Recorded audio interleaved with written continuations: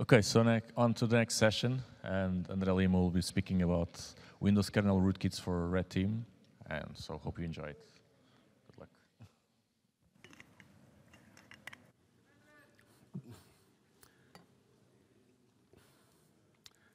Hello, everyone. So this is going to be Windows Kernel rootkits for Red Teams. My name is André Lima. I do red teaming at PwC in Norway, in Oslo. And I try to publish as much as I can, doing research. And just in case you don't have a chance to ask me anything, just feel free to hit me online. So this is what we're going to talk about. But instead of going through each of these, let's just jump into it, because I think I'm short on time. So first of all, why kernel development? Well, first of all, we are basically a red team, so our whole job is to make blue teams better. And in order to do that, you have to be able to emulate attacks that are being done out there. And one of the type of the attacks that's been done more and more recently is definitely bringing your own vulnerable driver type of attacks. And these are some of the examples of recent malware that's been using this type of technique. And of course, it's important for you to replicate that in order to be able to help the blue teams get better. So more advanced tool development for red teams, for sure. Advanced blue team training. Now, the thing I find is that while this should definitely not be your priority, because obviously there are more important things, more basic important things that you should prioritize. Take care of your passwords, two-factor authentication and such. But what I find is that some teams are very confident in their procedure and security controls, and they look at these more advanced attacks and they want to emulate them so that to see if they are ready for them, and they usually can't find anyone to replicate them. So getting into this area is definitely a good bet. And obviously, better understanding of kernel exploit development. I remember seeing this exploit development YouTube video recently where the guy was clearly looking into vulnerable driver and trying to find the exploit, the vulnerability to that exploit. And the way he clearly never didn't have the experience of knowing how a driver structure is. So he took a very long time, whereas I was looking at it, and because I have experience with kernel development, I knew exactly in IDA, even looking at assembly, where exactly to go. So it definitely speeds up your process, not only if you're doing bug hunting, but also if you're doing malware analysis, type of analysis. So. And obviously, if you're in the kernel, then you have a whole lot of new attack surface to things that are even lower level, like Microsoft's Type 1 hypervisor, which is the Hyper-V. Now, I just want to clarify here that the objective here is to make you guys curious about all things kernel and to show you some interesting things that you can do when you develop in the kernel. It's not so much to spend time in the user mode, trying to figure out ways to execute code in the kernel. That would be kernel exploitation, and that's a whole other presentation. So getting kernel code execution, it's not exactly kernel code execution, but in the sense of having your rootkit loaded. So there are a few ways you can go about it. You can have your own driver signed. Just to clarify, I've never gone through this process yet. That's something I want to go after, but I've been more focused on bring your own vulnerable driver attack type. And I'll clarify that in a second. But it's technically simpler, because obviously you're just signing your code and off you go. But it's also more risky because and again, I'm not sure how hard it is to go through the whole process of signing your own, getting your own certification, signing certificate, but it is more risky because if for whatever reason you get caught, your payload gets analyzed, they will often revoke your signing certificate, and that could be more of a problem than to just flag your payload, because there's a billion different ways that you can change your codes to bypass CDRs and such. Now, the other way is bring your own vulnerable driver. That's less risky, but technically it's trickier. There are two ways you can go about this one, which is using known vulnerable drivers by the community, and there are a lot for sure. But you can also find your own. Now, the finding your own is a bit tricky because it raises ethical questions, because obviously if you're a red team and you're finding out that there's vulnerabilities in the kernel, in a driver, you should obviously report those back and have them fixed. So that one is a bit of a gray area. Regardless, the way you should go about it is definitely try to sign your own driver, but you should also go through the phases of having your known vulnerable driver and bring your own vulnerable driver type of attack, just because you want to be able to emulate the common malicious techniques that are being used out there and better recommend mitigations to blue teams. So if you really understand what are the APIs being called, that kind of thing, you can better just give out better recommendations.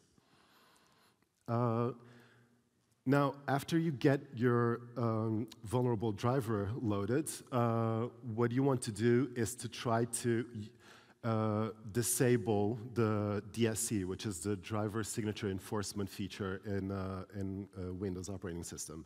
Now, this is not the point, again, of this presentation, so we're going to just jump into the kernel. But yeah, usually that's the objective. It gets very technical, but that's more of a workshop type of thing. Now, let's go through a demo, just bypassing DSC. So here you see me just calling out to show Windows 11, but then BCD added just to show that test signing is on, so no test drivers are allowed, and debug is off as well. So here I try to load a rootkit, and you can see cannot verify the digital signature.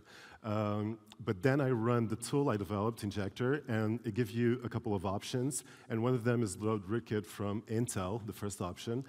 It loads that one, exploits it, and then loads the rootkit, which I randomly generates random names every time, and it calls it BPH, and then you can see that the BPH is actually loaded. So that's getting into the kernel. That's just a repeat. Now, disclaimer, on recently updated systems, this no longer works for known vulnerable drivers. So it tells you now, if you update your system to this day, you will get a certificate was explicitly revoked. Now, this has a bit of controversy because it's not exactly as Microsoft will state it. There's this researcher on Twitter, Will Dorman, that reported that he wasn't seeing in the updated Windows systems what Microsoft was saying to do. I think they have fixed that later on, but this has been going on in the last couple of days, traveling, me doing the presentation prepping, so I didn't follow it through, but definitely recommend looking at Will Dorman's Twitter account. Now, just to summarize, from the attacker's perspective, there are these these ways for you to try to load your rootkit, and in terms of trying to stop it, there are usually two ways to go about it. Either stop you while loading the driver, or stop you at exploitation when you're doing the actual exploitation. So if you have a signed driver, loading your driver is foregone conclusion, so you'll definitely be able to do that. And exploitation is not applicable just because you're not exploiting anything to get code execution. You're already running your code. Then you have bring your own vulnerable driver, the known part. That's a minus or plus just because it is blocked in more recent systems, but most systems are not protected, so you can definitely still load for sure on most not updated systems and older operating systems. And in terms of exploitation, if you have HVCI enabled, it will stop specific exploitation techniques like memory patching in the kernel. But that's just one type of exploitation that you can do. So it doesn't necessarily stop you from using other exploitation techniques. The third row is, again, not ethical, and to be honest, quite unnecessary, just because if you can test properly for the two first rows, the third row, you can pretty much derive that knowledge. Now at this point, we're in the kernel, so what do we do? Usually the answer is you can do anything. That's not quite true, but before we do that, let's just do a quick intro. Usually the way you interact with the kernel is through DLLs in user mode. So you call a DLL, an API function. It trickles down to one of the API calls in ntdll.dll. And then one of those will do a syscall, which will switch context into the kernel, where you have a lot of components to it. One of the most important ones is definitely the executive. So the executive is the upper layer of the anti-OS kernel.exe, and it includes most of the various managers. So input-output manager, memory manager, plug-and-play manager, power manager, and so on. But then you also have and usually you can tell when structures are part of the executive by the fact that they will start with an E. So, for example, a process will have a representation in executive called eProcess, the name of the structure, _ eProcess. And then you also have kernel there in dark blue, even though you can't really tell, but that's AKA lower kernel. Now, that's responsible for things like scheduling, interrupt, and exception dispatching, and exception handling, but then dispatching and implementation of various other kernel primitives, like mutex and semaphores. And yeah, usually the structures there usually start with a K. So in terms of process, you will have a K process. Now, just a quick run-through the methodology for rootkit development. When you think about a new feature, you will usually go through understanding the feature you wish to manipulate, test manipulation live on WinDebugger, because you can change memory while you're on it, test if it actually works, and then you will write the code in your driver to do exactly what you did live, compile. Then it's a whole lot of blue screens until you figure things out. Let's go through hiding a process. So hiding a process is one of those things that seems, in theory, relatively easy, just because you have a doubly linked list, and all you have to do is rearrange a few pointers. But that's the problem here is you don't want to be caught your threads while manipulating pointers and left out in an inconsistent state, and then another thread goes through that same doubly linked list and just simply crashes the whole thing. Now, in order to understand the difficulty of it, you need to understand two concepts, which are URCL, interrupt request levels, and deferred procedure calls. Interrupt request levels, you probably never heard of it because in user mode, you're always in passive level. That's level 0. So you never heard of this concept probably. But when you're in a kernel, things switch. It can increase depending on the interrupts. And one thing that often happens is preemption. Preemption is after a specific amount of time has gone by, called a quantum, in which your thread is running, the CPU is just simply taken away from you. And what happens is the operating system sends an interrupt for dispatch level, that's level 2, where dispatch happens. Dispatch is basically the transition between one thread to the other, giving the CPU from one thread to the other. And that's dispatch level. Now, DPCs is also important for you to understand, is that it's basically a function that always runs at dispatch level. What happens is you have an operating system, let's say you're on a video call, and your webcam is an input device, and let's say it's hooked to the interrupt 14, for example. If it's up there at 14, anything at the same level, any interrupts at the same level or below won't get triggered while it's still there executing. So if the code is buggy or it takes too long, everything below it will not work. So what happens is Microsoft Windows will give you DPCs so that you can execute just the really necessary actions that you need, usually just moving memory around, and then you will do the actual processing at the DPC level so that you're guaranteed that you're not going to passive level yet. So you give it some priority. Now, it's important to note as well that there are only two things that happen at dispatch level, and that's processing DPC queues, the DPC queue, and running the dispatcher. This is very important if you're trying to synchronize with an operating system that is not cooperating with you. Because if you're running as let's go through the algorithm. This is high level, just the function calling. Obviously, the magic all happens behind those functions. But you first raise your URL and to dispatch level. And the reason for that is if you're at dispatch level, you basically have an infinite quantum, because only if you release the CPU, lower your URL, the CPU will get taken away from you. So in that sense, you fix the issue of the CPU being taken away from you, preemption. But you still have all the other CPUs. And that's why I call also the acquire lock. And the acquire lock, what it does is it creates DPCs and assigns it, and that's where you see that's why it's highlighted the number, because you can send it, give it an index when you're creating the DPC. And when you create it, it gets assigned to a specific CPU, logic CPU.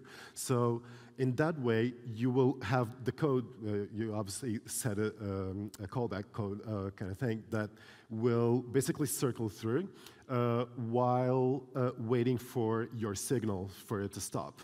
And in that way, you basically freeze the whole system and just guarantee that no one takes away the CPU from you, so you can do anything you want.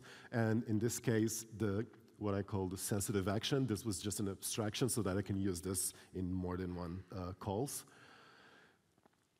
Just one other detail and little things about the kernel. Obviously, the first thing I did was hide a process by its process ID, but then I also want to do it with its name. The problem is there is an API in kernel called ps-get process image file name, and you give it an e-process, and it gives you the name in ASCII. But the field where it grabs this from is image file name, and as you can see, it has only 15 bytes long.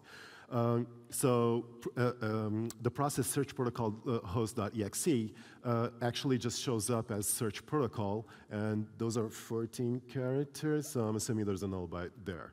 But obviously that's a no-go.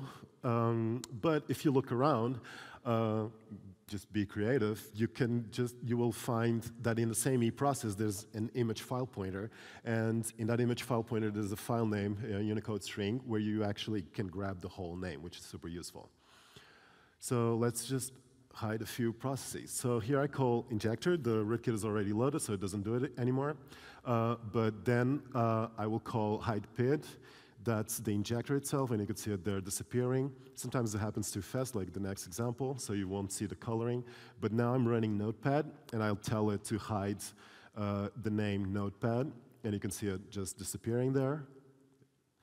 And then I can also do a more stealth one, which is hide on creation, which is basically me hooking up to a callback, the notification where processes are created, and I hide it immediately as soon as I detect it that it's running. Then I call partial, and as you can see, this is just a privilege escalation, so I can assign privilege escalation to any processes I want. And you can see I was just doing the LP for the process ID, and now when I execute, who am I? I am system. This is some of the cool stuff you can do while on kernel. Now let's quickly run through the keylogger. So first of all, you want to identify the keyboard driver, and you just list them all, and you can clearly see there's a KBD class there. Here,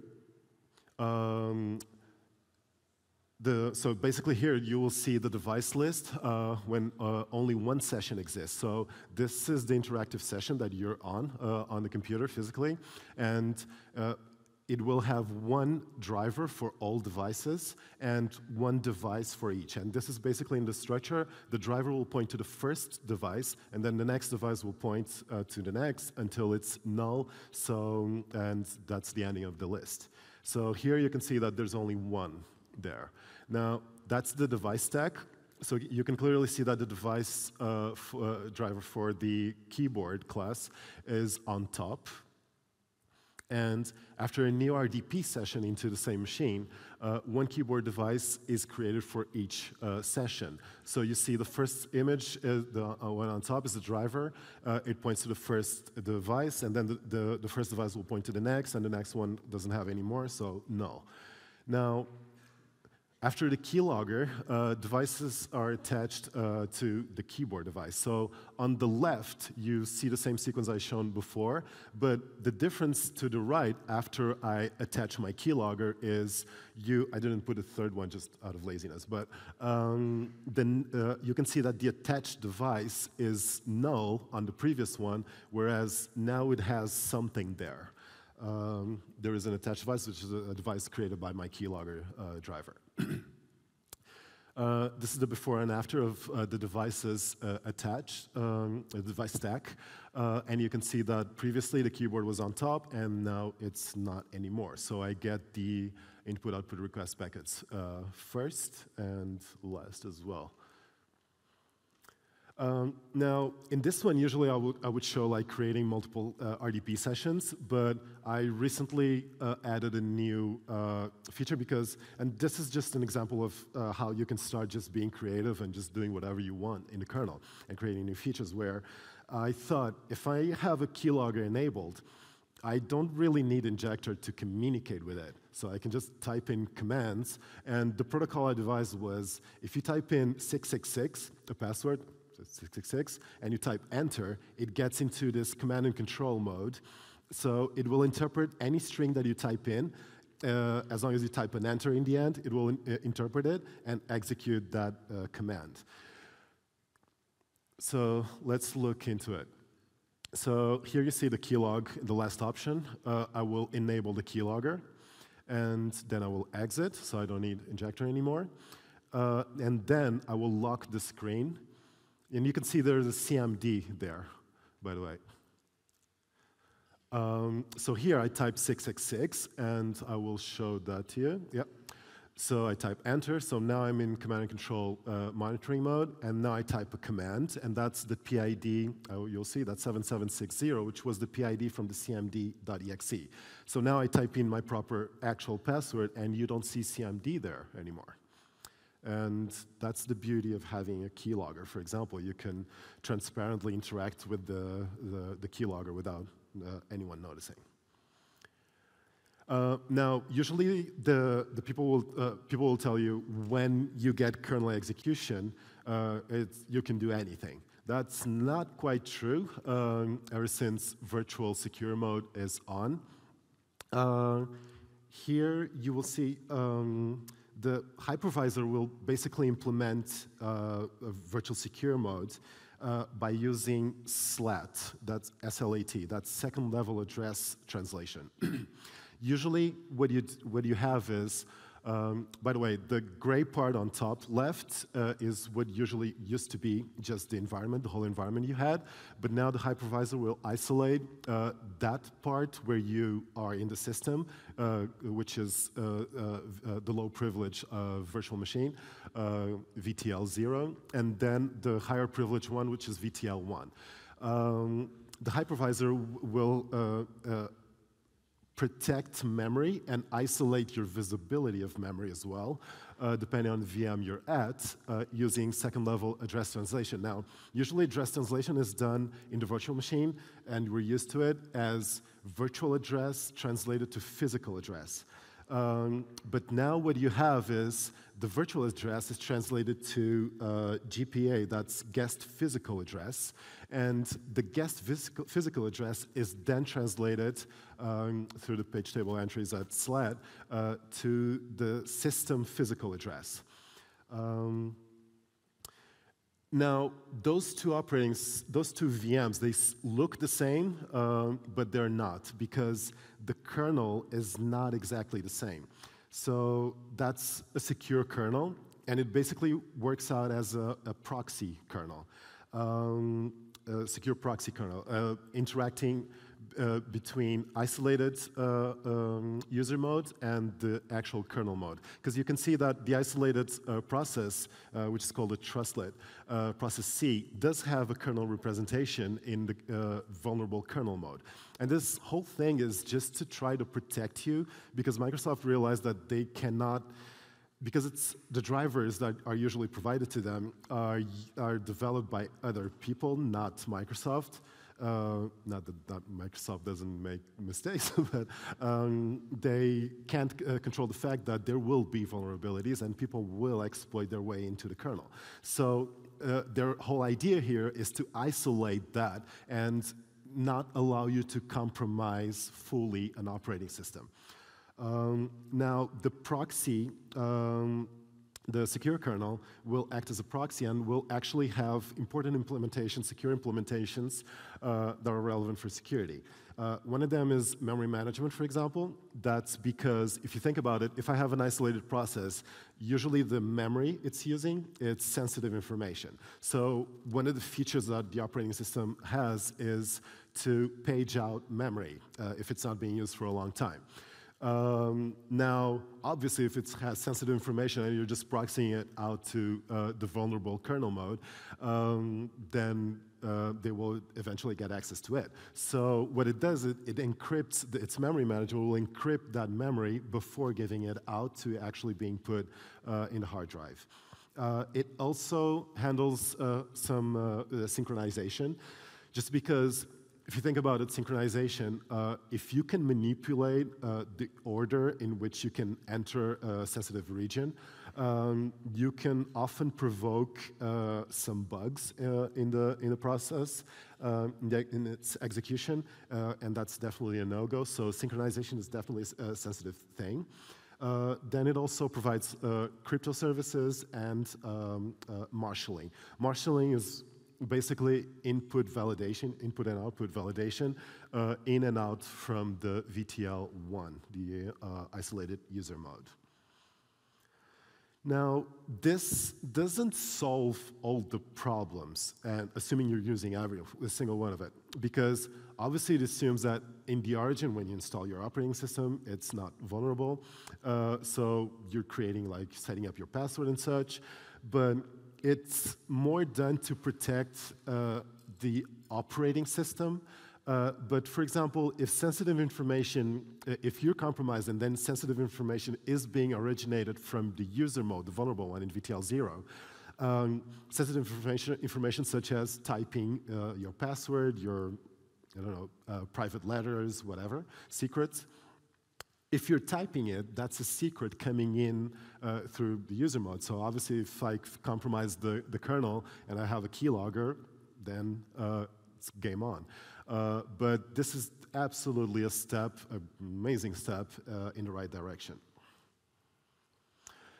Now, to finalize, I just want to point out a few references and grade-setting resources. The more recent content, if you want to get into kernel development, is definitely Pavel Josifovich content, both in Pentester Academy. He has a couple of courses, and his books are amazing and very, very practical, so you will actually write code. And most importantly, the biggest issue when you're starting this whole thing is to get the whole environment set up. If you've never done it, it can be quite tricky. And then you have the classic rootkit books, rootkits and the rootkit arsenal. They will give you ideas, great ideas and techniques that worked in older versions of Windows. But if you're comfortable enough and you study your way into the kernel and you're really starting to understand things, you can easily adapt those to 64-bit and not use the deprecated API functions that they use, because back then it wasn't deprecated. And of course, the Windows internals books are amazing as well, really good for the part where you're trying to understand the feature you're trying to hack. And if you're a blue teamer, the practical reverse engineer, the coloring is not, you can't see the practical on top of reverse engineering, but it's practical reverse engineering, a book by Bruce Deng. The book is just amazing, super practical, and you actually go through the exercises of reverse engineering rootkits that they will provide to you. So that's really good. Now, there is a really, really, really old book in the middle there, and you might be wondering, like, why would I put such an old book? It's a great book in terms of explaining to you the reasoning why, because a lot of these tutorials or books will just tell you what are the rules of the game. But you start wondering, like, why would they do such a thing? Like, why did they implement it this way? Because there's a million different ways you can implement all these features. And this book is really good at that. It will actually go through the reasoning and try to explain things to you so you understand it better and better. And the reason why that book is really old but still relevant is, as the great David Cutler said, there's nothing that's not NT. Windows 10 is NT, when he said that Windows 10 was the more recent one. And this man is definitely one of a kind. He is the only person who's been an architect in 3 commercially successful operating systems. That's RSX11, VMS, which was the first operating system with virtual memory in 32 bits. So this guy is just amazing. And obviously, later on, the third, Windows NT at Microsoft. And I cannot go through these good references without talking about Dave Probert and Channel 9 going deep. He has some amazing videos, and there are a lot of videos on other people as well, but David Probert is just magical in explaining a lot of the basics to you, so that's really good. And yeah, I'm here to answer any questions now. If you don't get the chance again, hit me up live online. I'm usually very responsive, so yeah, that's it for me. Thank you.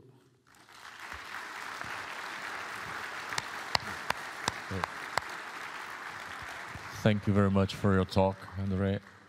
Just before questions and before you leave, but we'll open to questions, just want to say something.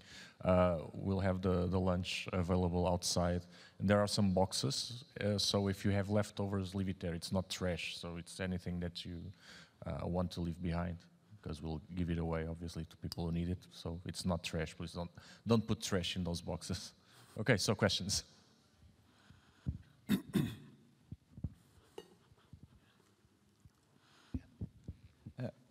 Congratulations on the talk. That was really nice. When you talked about the HVCI to protect the exploitation of the vulnerable kernel drivers, will that protect you? Well, will that provide a protection where, for instance, there was a couple of years ago there was this driver which was amazing that you would just supply it with some shell code and it would execute it at kernel level. So that was kind of fault by design, I would say. But would that protection, would it prevent that kind of stuff? So executing code coming from the user level, which was not a bug in the driver, it was operating as designed. You can think about who would design such a thing, but they did. Yeah. So that was kind of the question, yeah. In terms of buffer overflow, to be honest with you, I haven't gone deep into it, because my main concern was disabling the SE and seeing how I could do that. It's done through memory patching. And the HVCI thing is really good in terms of, because the SLAT thing that I explained, second level address translation, basically what it does is, if you've ever seen like how virtual address is translated into physical address, you see all the columns, the 4 ones, which then get into the page table entry at the end. That page table entry will point to a page, of course, and will have the permissions of the page. Now, That, when you have HVCI enabled with SLAT, it basically turns that irrelevant. It's obviously still used, but if it goes against whatever is in actual SLAT, which is memory that the kernel driver doesn't have access to, so you can't, a vulnerable driver won't be able to manipulate, it won't allow it to, it's just the prevalent one is this SLAT one. Now, if you're doing buffer overflow, I guess it depends. Because if you're writing to some page that is writable already, then I guess you could, but it's usually the stack. So, so yeah, that's usually writable. So that would probably have to have other mitigations and not precisely, exactly HVCI. But there's CFH, there's a whole bunch of stuff, so buffer overflows is a bit hard. Usually the more common type of attacks that you can take advantage of this kind of stuff is write what where types, where you get read and write primitives. Thank you. You're welcome. Any more questions? Okay, once again, thank you, André, and let's have lunch. Thank you.